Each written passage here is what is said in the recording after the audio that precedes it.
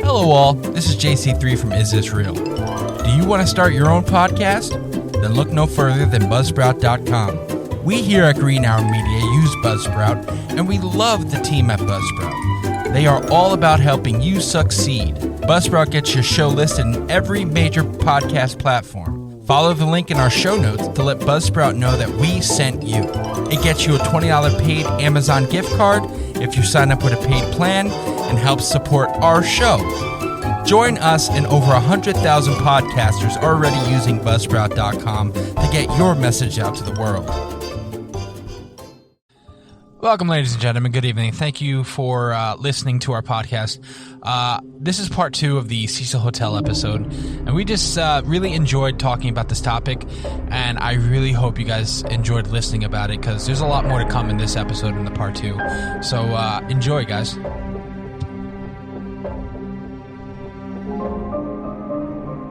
All right, let me ask you another question. Now, I've seen that video of her in the elevator. Yes. There is nobody else in that video. She peeks out of the video. She peeks out of it. She goes back in. She hides in the corner, punches all the things, goes back out again. And then who is she running from? With her arm. Right. You see what her arm looked like, though? Her arm completely, distorted. I didn't see that part. I'm going to have to rewatch that. Yeah, when she's out of the... It looks like she's yelling at somebody. Right. But as she's yelling at somebody, her arm distorts. It kind of goes down, up, and then down again, like a W. It's weird. All right, I'm going to have to look at that. Now, and it looks really fucking long. My question is, anybody here, we've all been in elevators. If somebody's coming towards that elevator to get you, you're a dead duck because you're in there. There's nowhere to go. Mm-mm. So if somebody was out to kill her in that elevator, a real living, breathing person, why wouldn't they have got an elevator to take her out? Why? Well, I mean, you don't see anybody come up, though. Right, but yeah, I was going to say, I don't know about you guys, but at this point, this is one of those scenarios where I feel like it really was something supernatural. So do I. Because even in the documentary, I believe the cops were mentioning it. Why didn't the elevator door close at all? The whole entire time she was in there, besides her maybe peeking her head out once in a while, it should have closed at some point. Everyone knows the standard for an elevator is barely 30 seconds for it to stay open. Especially when punching all these buttons. 5 Mississippis. They would have closed a lot quicker because you start punching. You punch one button, the elevator's going to close. Like you said, she's punching all of them or most of them. I mean, technically, it would stop and reopen because she kept sticking her head out. But even after she pulled her head back in, well, an elevator won't. Again, I'm no expert on elevators, but I know that an elevator has what they do. When the door closes, there's a rubber thing there. Yeah, and what that does is that actually goes, when you touch it, you have to push that back in. So that's there to prevent anybody from standing in there and having the door closed because it automatically opens. Yeah. Maybe it did have an electronic eye, but even so, like you said, why after one button, it should have closed. Stayed open. Because then it draws the next question. There's just was there someone in there watching her on that camera or something? Because good point. Because how would then that person know how to distort that video, how to edit that video? Well, if you believe that video is edited. If you believe that video was edited, I personally didn't watch the 4-minute video. And then my personal question would be, why isn't that roof locked with some sort of key or something? It is locked. And if it is locked, how the fuck did she get up there? That's the thing. No, but it's not even that. It's how did she get up there, number one? How did no one see her go up there? How did no one see one go up there? If she did go through the fire escape block. Number two, that the water tank door is about 70 pounds. And you're talking about a 21-year-old Asian chick. Not that, her gender, not right, we know. Nationality. We know. No. Who was not even 100 pounds soaking wet. How did she lift that up, get in it, and then shut it? Yeah, that's the because not only that, but the maintenance worker in the documentary mentioned that to even get into that water tank, you have to go up a ladder through a hatch. Mm-hmm. To get into that, and then you have to open that, and then you have to. I don't know if you mentioned that you have to unlock the hatch.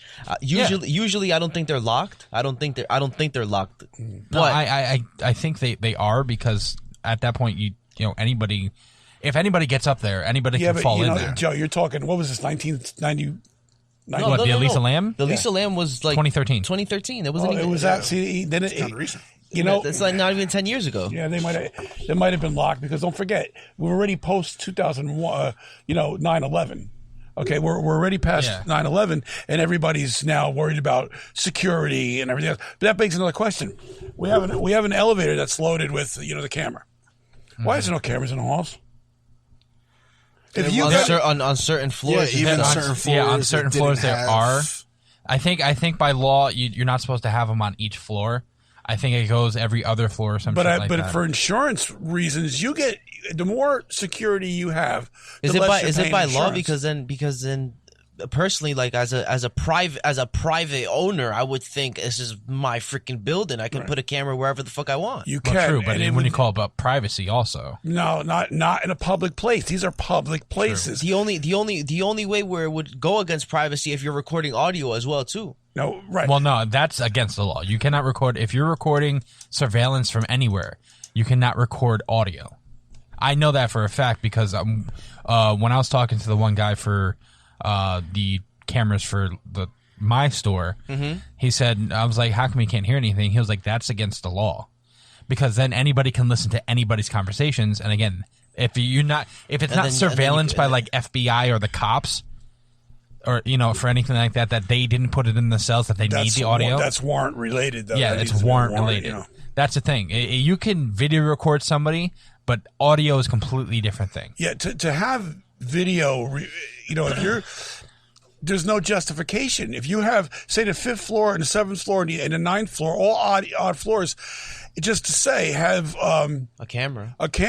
Why are you not having camera on the 6th, 8th, and 10th? It makes no sense because you don't know. Because if I'm going to be a criminal, I'm going to figure this out, and I'm going to do this. Now I don't know what floor she was on. I don't know. I believe it was. I think it was the third floor. I think she was on the 3rd floor. No. Well, no. I was going to say if they do the floors by room numbers, I think it was 5th because I believe at the beginning of at least the documentary, I believe it showed 504. Now it was actually she was on the 5th floor of her room. Yeah.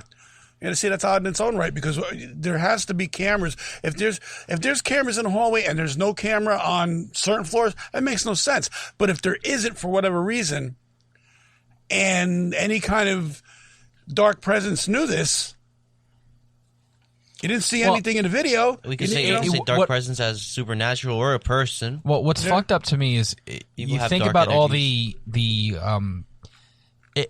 think about all the processes. Okay, let's put ourselves into the mind of the person. If she was murdered by somebody, you have to kill her in the middle of a hallway.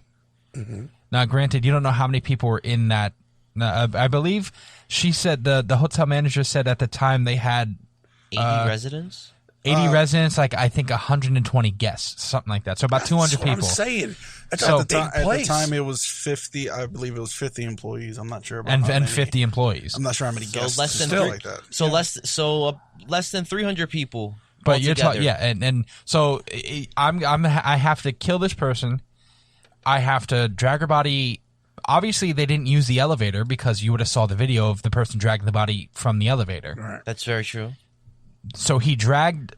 If I'm the killer, I drag this person's body through the stairs, all the way up to the top floor. That's what 19 flights of steps. You know how many stairs that is with everybody with a dead weight body on you. Now let me ask you. Hold on, I'm not done. And then to go up a flight, and then to go up a ladder through a hatch.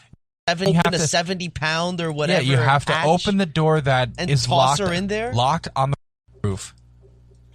Oh, that yours or Dad's? I don't know. I think it's Dad's. Wow. Yeah. Yeah.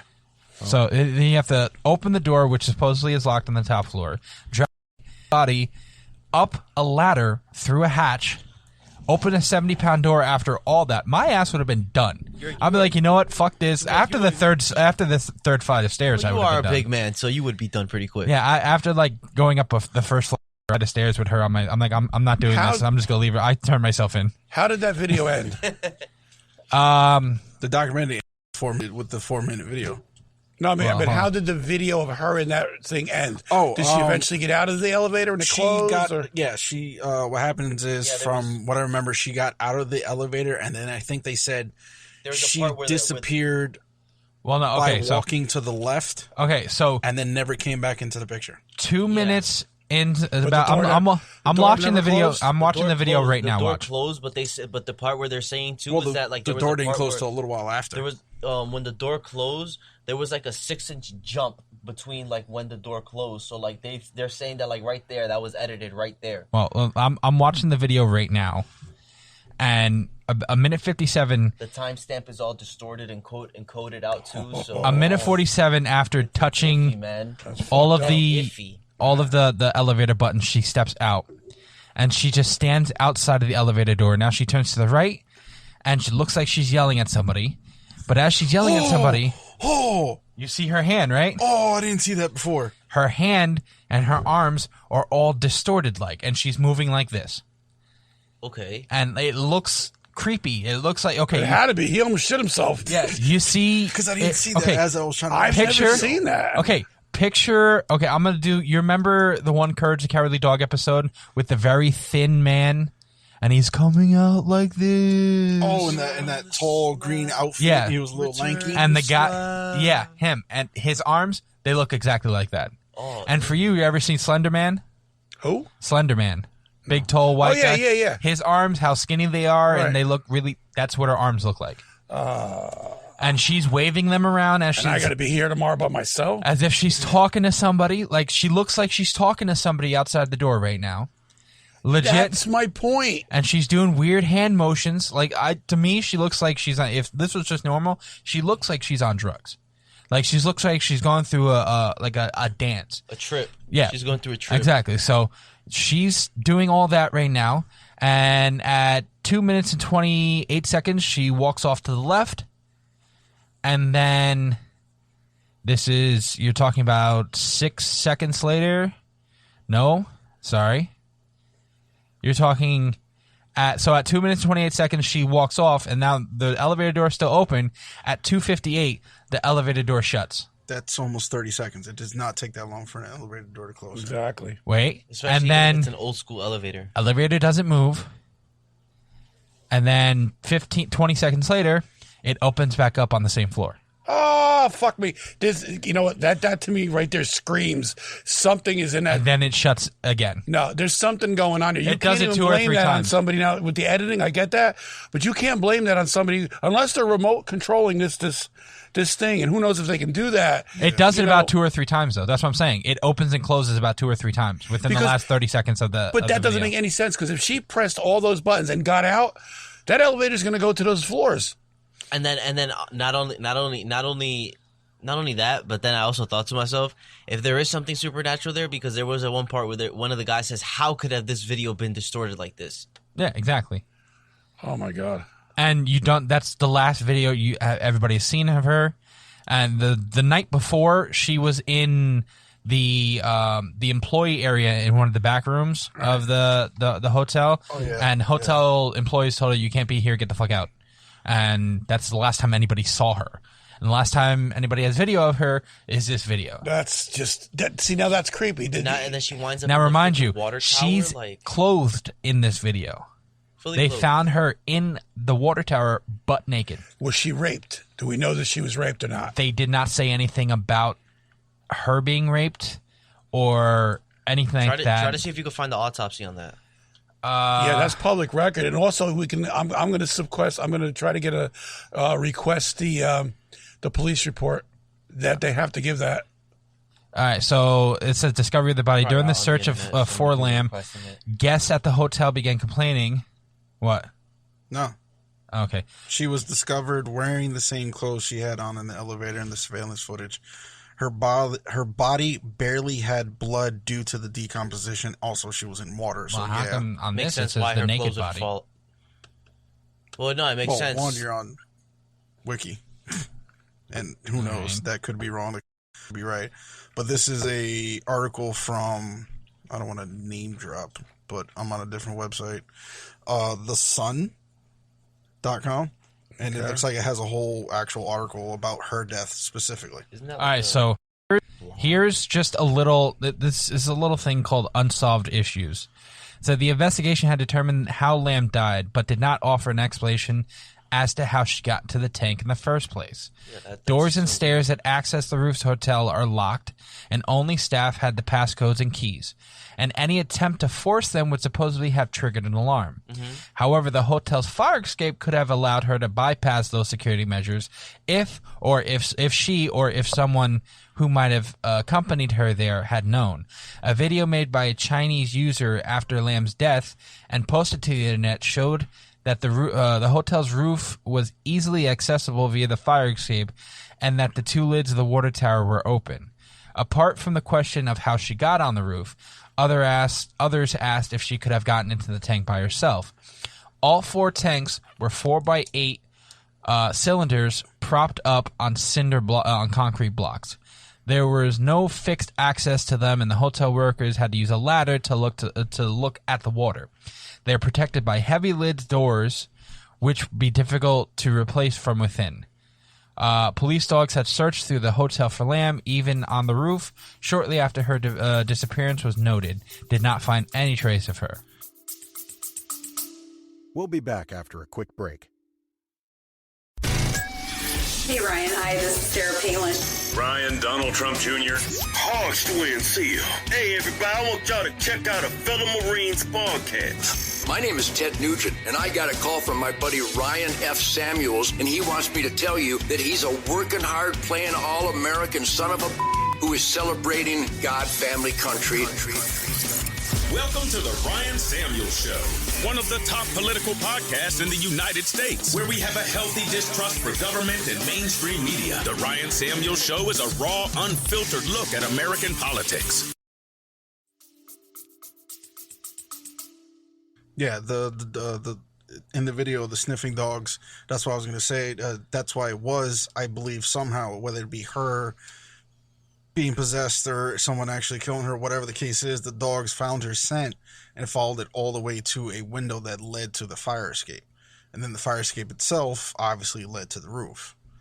So some way, whether it be by her, by supernatural, or by someone else, right, it can be easily believed that it was through the fire escape. Some proponents of the theory that she was under the influence of illicit drugs are not dissuaded by their absence from the toxology screen, suggesting that they might have been broken during the period of her time her body decomposed in the tank, or that she might have taken a rare cocktail of such drugs that a normal screen would not detect. The autopsy report and its conclusions have also been questioned. For instance, it does not say what the results of the rape kit and fingernail kit were, or even if they are processed. It also records I don't know what the fuck, a pooling of her lamb's blood in the anal area, which some observers suggested there was a sign of sexual abuse. However, one pathologist has noted it could also have been resulted from bloating in the course of her body's decomposition, and her rectum was also prolapsed. Even the coroner's pathologist appeared to be ambivalent about the conclusion that the Lamb's death was an accident. What do you mean? They don't believe it? I'm pretty sure that they ruled it that it's an official. This happened by accident. Yeah. If anybody thinks this was a fucking accident, it ain't gonna happen. I'm going to give you another example. Right up the road here at the Passaic County Water Commission in Totowa. Okay, I guess about 15 years now, whatever. I don't know the exact time. There was a woman that went missing. She was a worker. Okay. And nobody knew where she was. They couldn't figure out where she was. She wound up found in a water tank that the only access was a little trap door, but the door was 700 pounds. You had to move it by, I guess you had to move it by hydraulics or whatever to actually move this. Again, they ruled it a suicide because they said that she killed herself. And there's no fucking way if she went into this thing, she's not going to be able to move that to close it. Yeah, so that's exactly what she did. She just pried open a 700-pound door and just said, yeah. Right. There's no way that this girl or woman or whatever. May she rest in peace. Right. May all these people rest in peace. There's no way that this was a suicide. There's a lot easier way to do it. Or just jump out the window. Who's taking pills? You know what I'm saying? At least in Elisa's case, it is odd, because obviously there might be conflicting reports, but what Joey just said is pretty much the majority of it. They said notable findings in the toxicology report were multiple different medications, but it wasn't like hardcore drugs. It was to treat her bipolar disorder. Right. But apparently there was no presence of alcohol or illegal drugs in her body at the time. This is really fucked up. So it could have been she might have had. You want to hear something? It adds from someone else, maybe, or a drink or two, something like that, and it just didn't mix well with maybe her medication. Well, this adds to more fucked up. Since her death, her Tumblr blog was updated.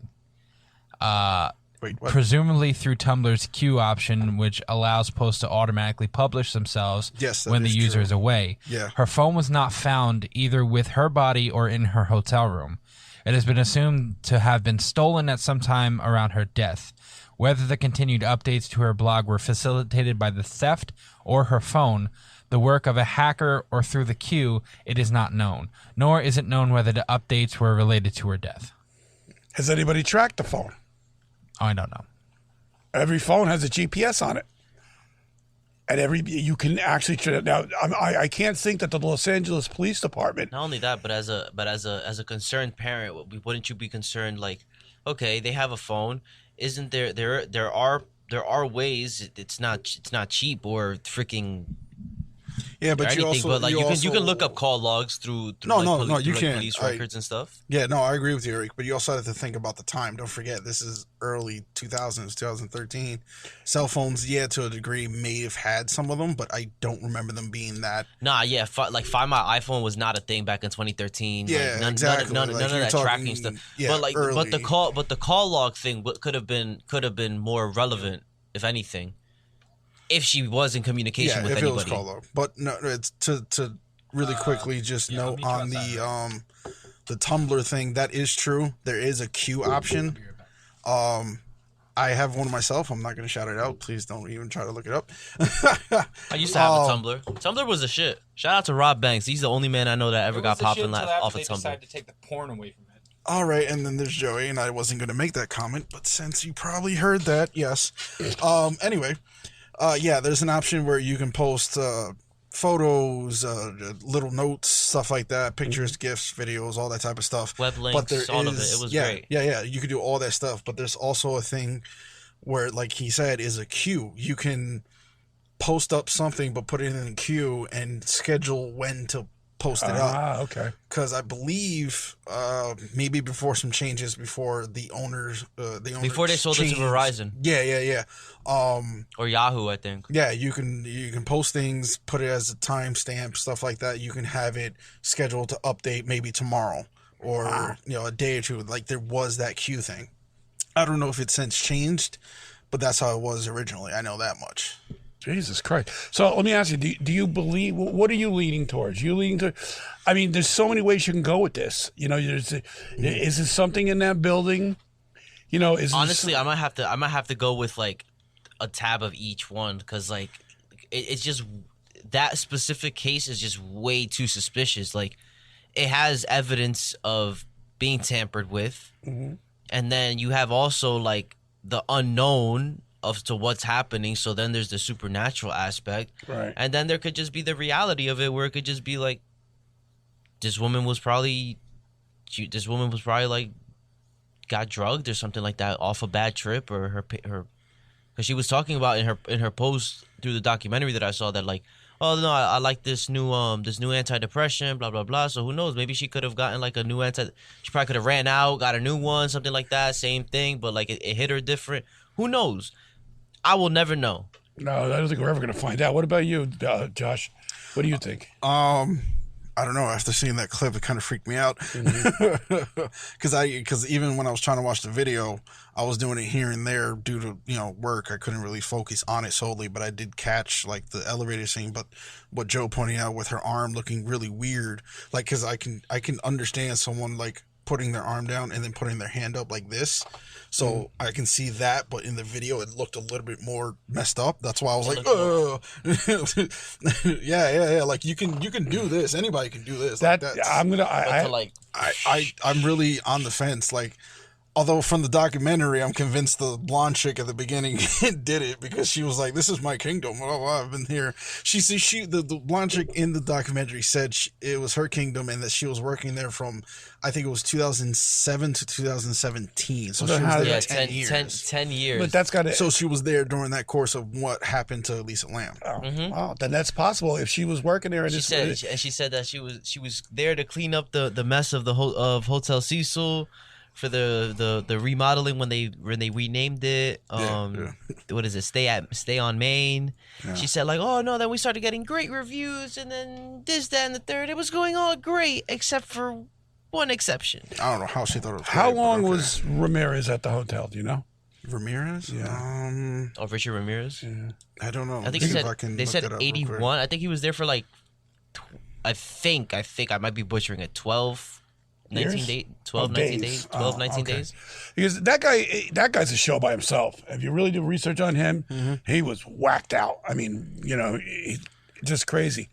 But for him to be he's one of those serial killers that like they're talked about, but like not in the mainstream. Like he's like Drew Brees, kind of gets it done, but is running under the radar. Yeah, you know what I mean. Like he's not no Tom Brady, fucking Al Bundy motherfucker. You know what I'm saying? But like I could come back and say it's going to be somebody like Carson Wentz, but I'm not going to hurt that Philly fan like that. I'm just saying.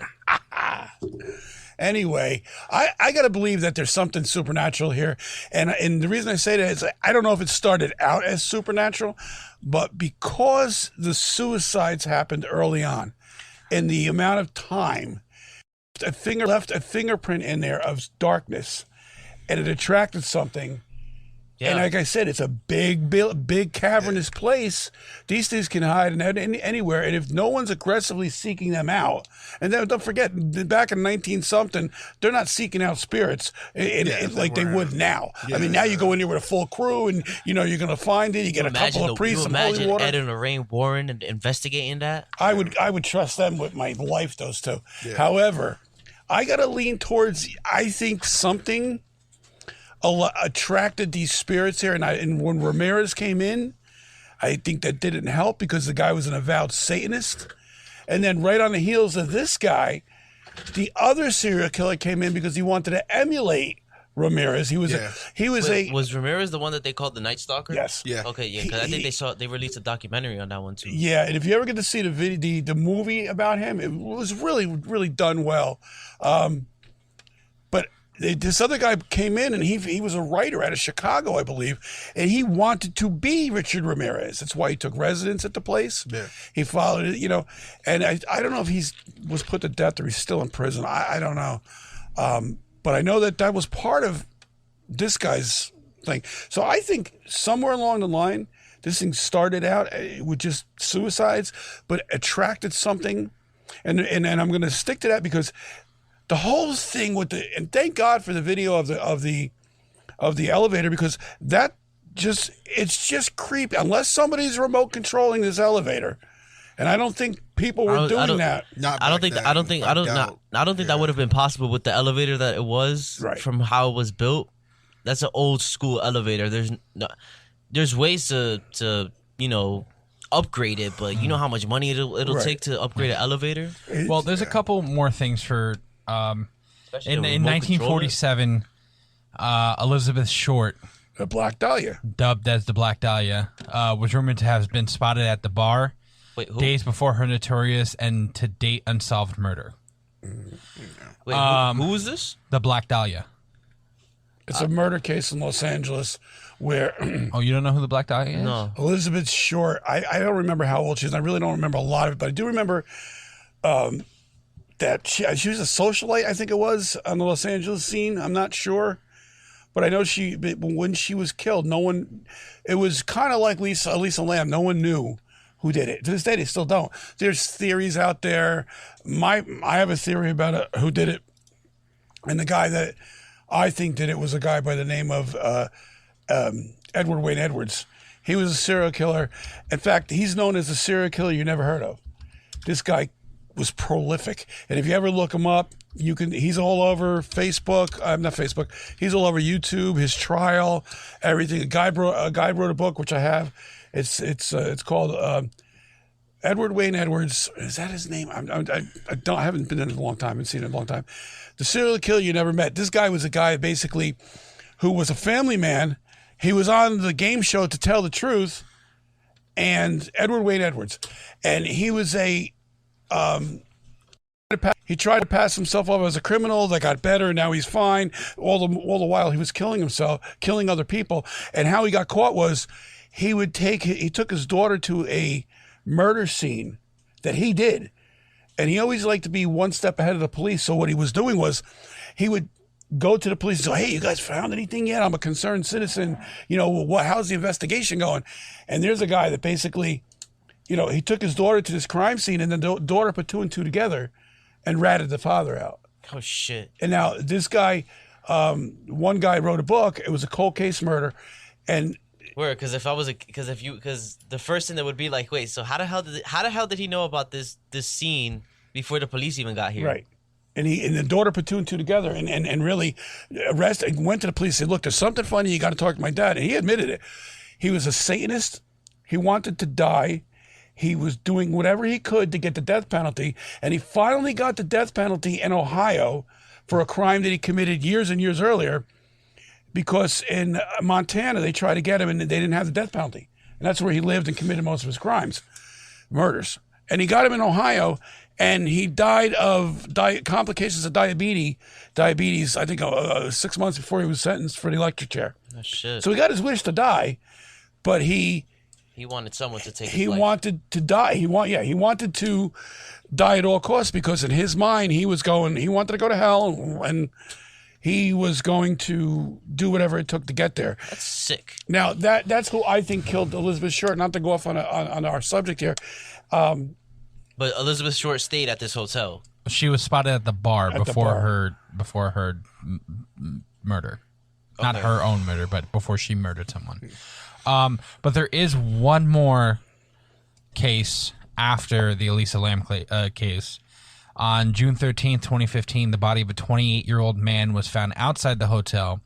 Some conjectured he may have committed suicide by jumping from the hotel, although a spokesperson for the county coroner's office informed the Los Angeles Times that the cause of death had not been determined. We'll be back after a quick break. Hello, nerds. Come listen to the History Nerds United podcast, and let's make history fun again. We interview today's best authors, whether they are established Pulitzer Prize winners or someone debuting their first book. Let us show you that history is not a boring class you took in high school, but a place where the best stories come from.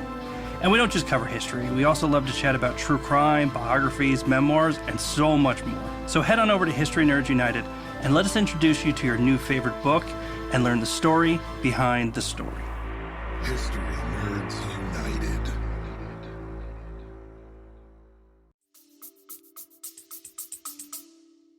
And he jumped off any part of the building, he's going to have a smashed skull. Yeah. So since 2015, there has not been any reported suicides or deaths from the Cecil Hotel. So you're looking at 6 years now. But you're also you've had 6-7 years of just nothing going through this list. Now that was just considering the violent stuff. 54 to 62. There's you can't, yeah, I'm gonna say there's a lot more though. There's a whole other list of just overdoses. Mm-hmm. Yeah, overdoses, domestic abuse, rapists, stuff like that. That's a big effing list. Yeah, I mean the documentary alone. It didn't go into the degree, but it was like, yeah, this place has a history. Yeah, of there's all something of that attracts these people there, and it could be something like it could be very well that this place has got some dark energy there, and they're taking up residents. And now I heard the other day they moved everybody, the permanent residents that are there, they moved everybody to the second floor because there wasn't that many people in the building anymore. and you got parts of the building there's nobody in. Yeah. You know, that in itself is creepy. I mean, we've all seen, you know, The Shining. It's creepy. You know, these hotels it's like a hospital that has a hospital corridor and there's nobody in it. That fucks me up. I'm on the hotel's website right now. And obviously, I don't think they have updated any of it because it says reserve online now. And wait, let me just check the dates for Elisa Lam. What was that? Well, you check the dates real quick. February 2nd, 2013. Yeah. Their reserve online now options, it's December 7th, 2013, December 8th, 2013. And that's on their website as of right now. You sure that's the one that that might not be an abandoned website and there's another one, an official one? No, their official website is the Cecil Hotel. Hotel Cecil, Los Angeles. Yeah, that looks legit to me. Check the stay on Main one. Yeah. They might have abandoned it because of that reason, and it's still up because they paid for it. Stay on Main. Hold on. Well, you look at that. Real quick, I found the alleged owner of the Cecil Hotel. I don't know how accurate this is. From when it first started, or no, I don't. That's what I'm trying to figure out. It's giving me a name. Well, the name they're giving me is guy's name's Herb Chase. And I think he might be the current one. Because it's also relating to the Cecil Hotel Netflix series goes viral. Okay, It's an article. It might be the... So he may be current. I don't know. I can't really find anything on him, at least at the moment. You know, you do know what's going to happen here, don't you? Now you're going to have every nitwit, moron, aardvark, and whatever. They're going to be flying to this fucking hotel, and this guy's going to be like, just come on, bring it. Yeah. They'll hire security. Nobody's going to get murdered. They might have some footsteps in the hallway, and that's going to take away from a true investigation of what really might be going on if this is some kind of paranormal activity. Now, I'm going to watch Begin's... his show. I want to see what but sometimes with him, this guy finds ghosts and everything. He opens a box of Ritz, there was a ghost in it. You know, that's the problem with him. You know, you never know what's going on with him. At least with ghost hunters, you know, when Jason and Grant said, you know what, there's nothing there. Well, at the beginning of them. There's nothing there. As the seasons got on, everything became haunted. Right. So, you know. But yeah, so let's just pose the question right here. So we'll start with Josh. Josh, do you think there, obviously with the history of the hotel, there's something there? Do you believe it's supernatural? All right, so I'm probably going to be the one that's going to keep on the fence for this, because supernatural to the degree, unless they can prove that video wasn't actually edited, that is kind of supernatural. So I can go with that, and I think for over the years, I do agree with Joe. Like, there has to be something negative there. Like, maybe it's evil, maybe it's not. Maybe it's negative, maybe it's just something about that spot. Because I know this might be a little off topic, but there's certain points on the planet that have different types of energy, and it just kind of affects people wrong. You know what I mean? Like, it just may so like happen the suicide to be, forest. Yeah, something like that. It just may be that spot specific. So I'd say I'm 50-50 on it. Well, like, I do think it's paranormal, but I also think it could be due to the surroundings and the population there. Well, I have a question. Is it naturally like that, or is it done that way by human? Because I could say that, like, the suicide forest, human. Yeah. Ground Zero, obviously human. Right. Well, yeah. The Holocaust spot. What's the big Auschwitz? Human. Like, is it naturally? That's what I'm saying. That's why I think. That's what I'm saying. That's why I'm 50-50, because I think it could be natural. I think it just could be the energy in that area. I mean, think about it too. That's why I'm half of it, because depression happened. Yeah, exactly. That's what I was gonna say. That it could just be that energy. That's the way it is. But the other half of me could say that not in Lam's case, Elisa Lam's case, but in general, it could just be the location and the history. Because like we mentioned at the beginning, it's Skid Row. Right. That's located almost damn near center of it. That's, 56 blocks, whatever it is, of slums. Right. I mean, come on, think about it. You put one large building in the middle of an overpopulated area, and it's filled with nothing but homeless people, people that are out of jail and can't go anywhere. Unfortunately, maybe even as some of the suicides, veterans who have nowhere to go or are misplaced. It's just and even from the documentary, like the cops, police officers, whoever it was who was in charge at the time back then, even like around the Great Depression and up till I think the 2000s, or maybe not, I don't know how long it was, they started basically essentially putting barricades. They literally sealed off that area of where the Cecil Hotel is and everything that's considered Skid Row. So if there was homeless people and anything, people trying to leave, they just kept shoving them back in. Like there was actual footage of it, at least in the documentary. So I want to believe, like I said, I think it could be supernatural, could be paranormal. It has to be negative energy for stuff to keep happening. But I'm also on the other side where I can see that outside influence because of the area it's located in. That could be a major factor. Yeah, I kind of agree with that, but the video is really something that just throws me in a different direction. Yeah, definitely. The actions of the elevator, if that is not doctored, the actions of the elevator alone screaming to me there's something not right here. Oh yeah.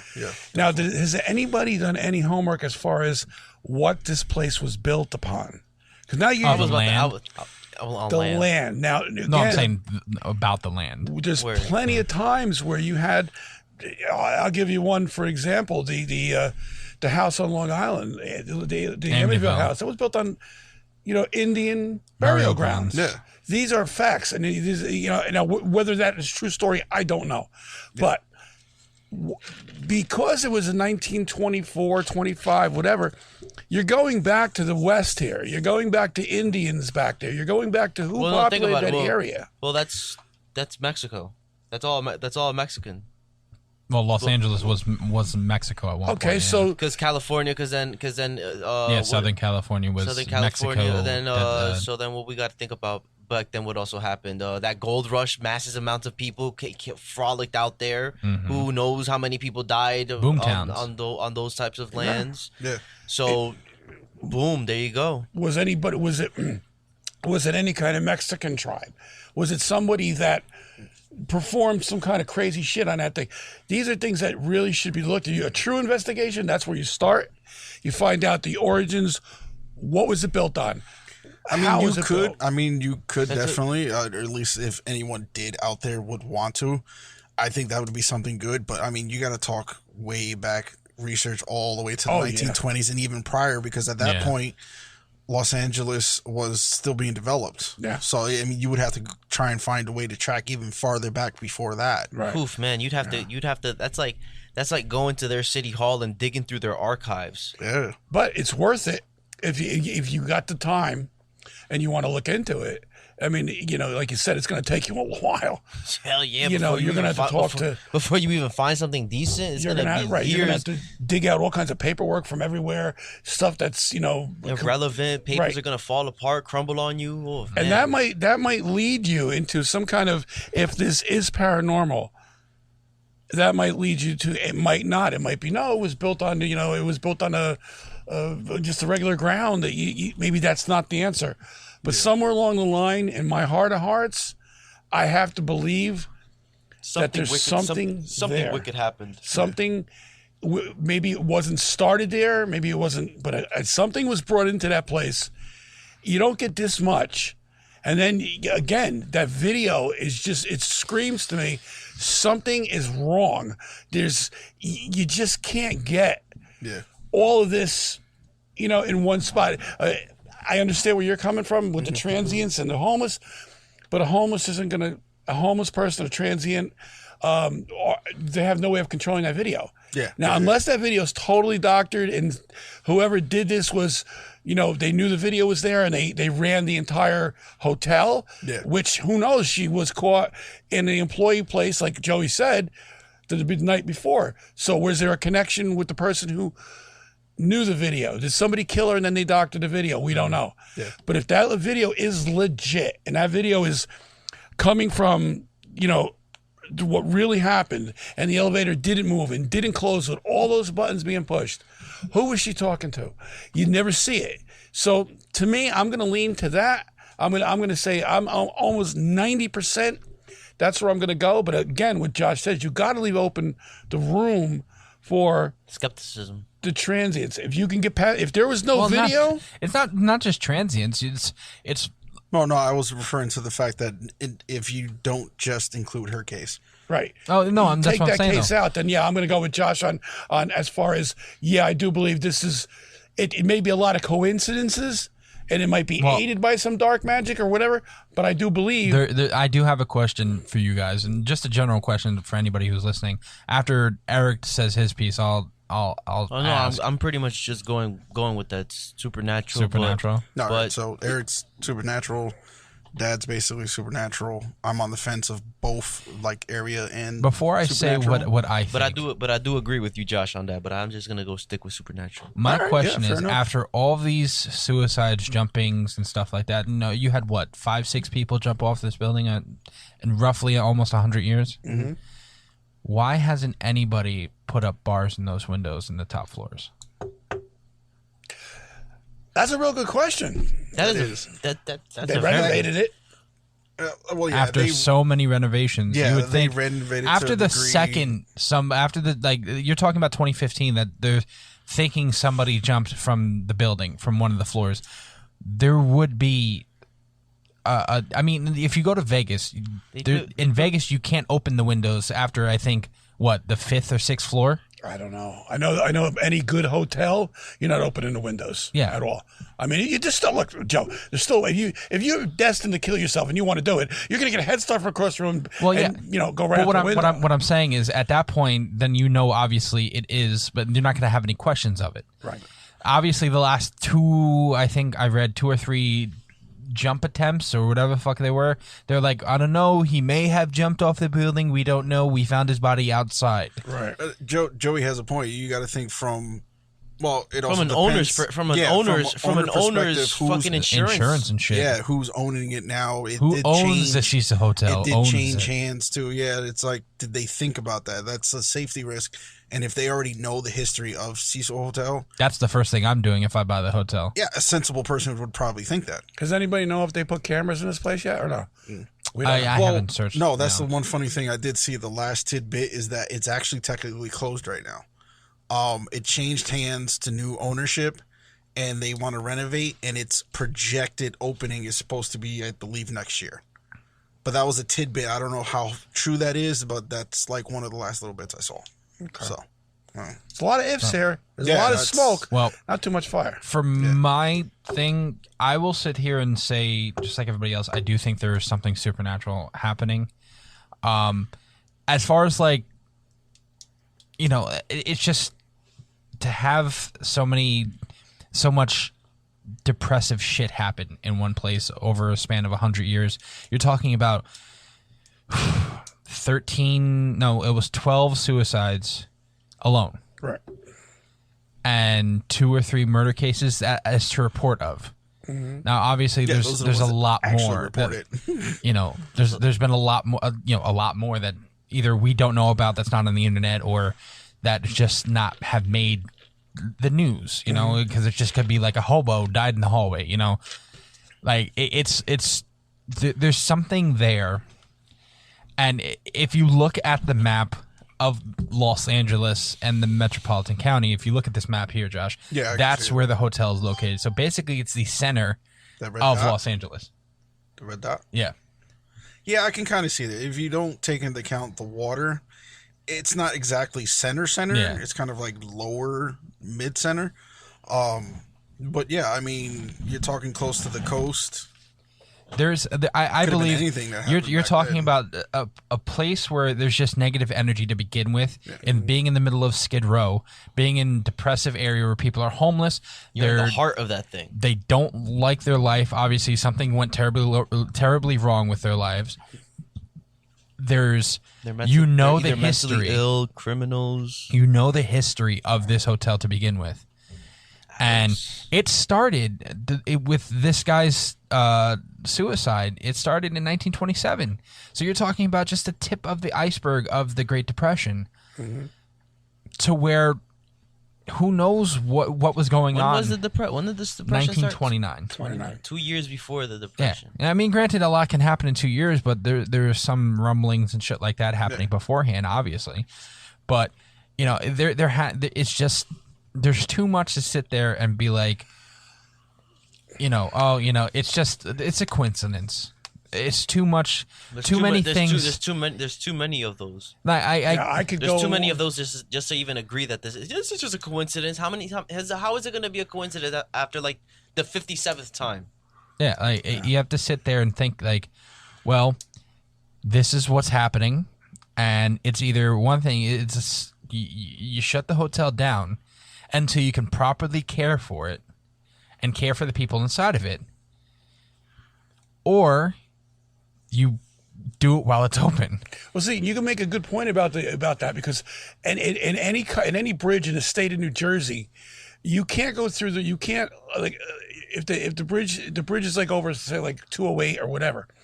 You have to have the gates, but then you have to have the round on the top. They're called suicide cages, because people were jumping off on 287 up there in Riverdale. When I was working up there, we were getting literally every 5-10 minutes you're hearing the sirens go off, and listening to the local radio station, they were getting taken out of there like crazy. So they actually put the gates up there. Now, why? You're right. Why didn't the county or I don't know how they work it out in LA, or the city come in and shut it down and say, we need roll bars on these cages. You need cameras. You need to update it. Everybody's so worried about security. Yeah, but that's not just suicide. That's not just supernatural thinking. That's logically speaking. No, that's what I mean. For anything. But there's a good point. Why has nobody done that? Who's controlling the narrative out there to stop that? It all ties in. To me, I'm sorry, but to me, this just screams. Something is in that hotel that has taken it over and has manifested itself in different areas as to keep itself Well, the interesting part about that is that this hotel was the basis for the American Horror Story season 5, I think it was. I didn't see that one yet. I mean, that's the one with Lady Gaga in it. It was weird. I watched some episodes. There was it's a whole season just yeah, it's a whole season. It was a whole season, and it was American about Horror Story? Yeah. It was about there was a guy in a rubber suit, walking through the hotel. They're gonna Hollywood it up. Yeah. They based it off of that hotel? Yeah, in the show, the hotel is the Hotel Cecil. Oh shit. Yeah.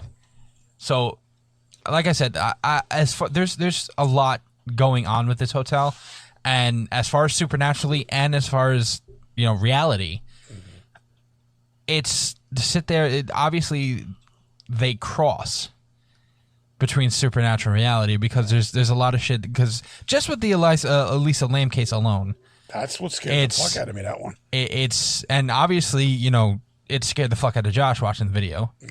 I wasn't expecting. You take that case out of there, I'm with him. I'm with Joshua. Sorry, because there's nothing else that's going to convince me. Well, I mean, if there's something evil there, except for that video. No, I can't say that. The reason I can't say that because if you sit there and you believe that negative energy attracts spirits or dark spirits or negative spirits, whatever you want to call them, there's a lot of negative energy there. As far as the depressive feeling around the hotel in Skid Row, as far as how bad the area is, as far as how bad the rooms and conditions of those rooms are, apparently. Right. And as far as the suicides alone, suicides can bring, obviously, if you believe in it, can bring bad spirits to the area. Oh, sure. They can. That attracts negative energy. Negative energy. If you have negative energy, like say you have a house that, and I know we're running late here, but say you have a house that in the house there's always depression. There's always anger and kind of like our house. But there's always some kind of fighting going on, room. or whatever, and it's constant. negative energy can feed off of that, and it will. If it gets in, it will feed off of it, and then then you got problems. Well, that's what I'm saying. You're talking about 100 years. Again, take the Elisa Lam case out of there, and I'll even throw in the chick murdering her baby by yeeting it out the fucking window. Mm-hmm. That is depressive, and obviously she went mental, and she got off by a case of insanity. Right. But there had to be something there to sit there and tell her, like, well, not tell her, but like influence those decisions. Yeah, I totally and agree. That's not sitting there like, okay, if we throw the Elisa Lam case out, okay, it's not really supernatural, blah blah blah. If there's a negative presence there, that makes it supernatural. It makes it paranormal. Oh, paranormal, supernatural, the same thing. No, it's not. It's not. Paranormal could be something that's totally explainable, but you're explaining it in a different realm. In other words, it's hard to separate the two, but there is a difference. Supernatural is going to insinuate it's going to be an angel, it's going to be a demon, it's going to be a spirit or a ghost or a poltergeist. That's it. There's nothing else. There's at least that I've been reading. There's been poltergeist activity. Paranormal means they have not caught any. Paranormal means above the normal. In other words, it might not be somebody with a gun, but it could be somebody who gets with an axe. Well, no. Jeez. It's hard for me to get this out.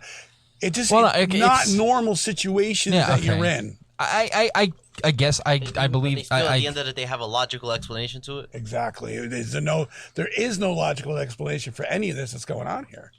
So, no. And I got one more. Again, I mentioned the Amityville Horror House, built on the Indian burial ground. The first family that moved in, the DeFeo family. The place they fought all the time. The father and the son hated each other. Okay. There was talk that there was some kind of incestual activity going on between the daughter and Ronnie DeFeo. Again, that's not, at least I don't know if it's proven, but all that kind of shit can actually bring this kind of fucking problem. Yeah. And if it, again, you're built on an Indian, you're already fucked that way. You bring this other shit in.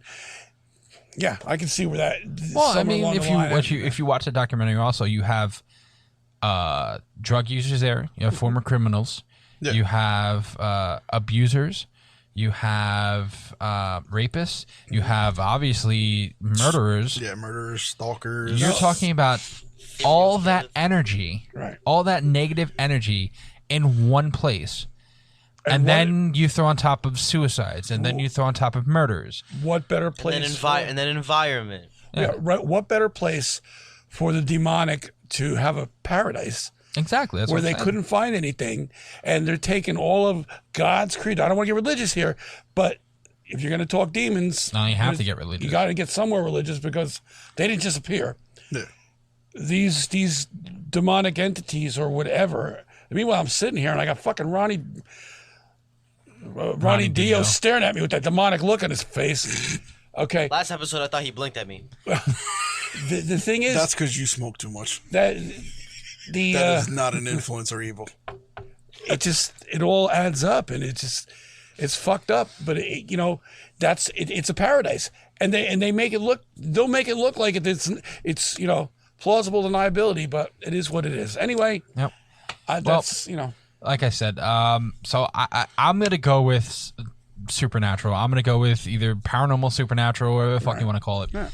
I think there's definitely something here that definitely needs to be looked at more. Obviously, we haven't had a bigger case in about, 6 years now, as if you go report from the reports. From hers was, 2013? Yeah, I'm talking about the last unknown but jumper. There's been less people staying there, right? I mean, out of 700 rooms, you might have 50 rooms. Well, yeah. You know what I mean? After I think the Elisa Lam case, their residency dropped a certain percent. Especially after these people were drinking and bathing in this water. Mm-hmm. Yeah. God, it tastes like Oriental shit. What is going on? Oh, my God. There goes my dreams. Yep. We're not getting into Japan. Thanks a lot, Joe. But, all right. I think... I got one other question. What's up? They're going to renovate this hotel? Allegedly. You're in HVAC. They call you up tomorrow and say, you know what, I got a great gig for you, dude. I want you to renovate all the HVAC unit in this building. Oh, fuck, man. Are you going to be willing to do that? Every room by yourself sometimes? And I'm not going to be by myself. I'm going to have a freaking helper with me. That motherfucker going to be doing all the work. He's going to have Pedro, his helper, with him. That's what he's going to bring. He's going to have him tied to his belt. Fuck that. I'll go. Yo, Pedro, here's a screwdriver. Here's a screwdriver and a cross. Wait, thank you, Mr. Eric. You are very good to me. No, we'll both be speaking Spanish at that point. There goes Mexico. Gone.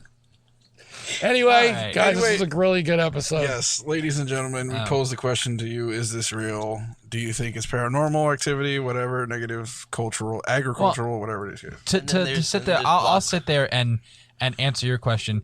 It depends on the pay. Oh my god, fuck that.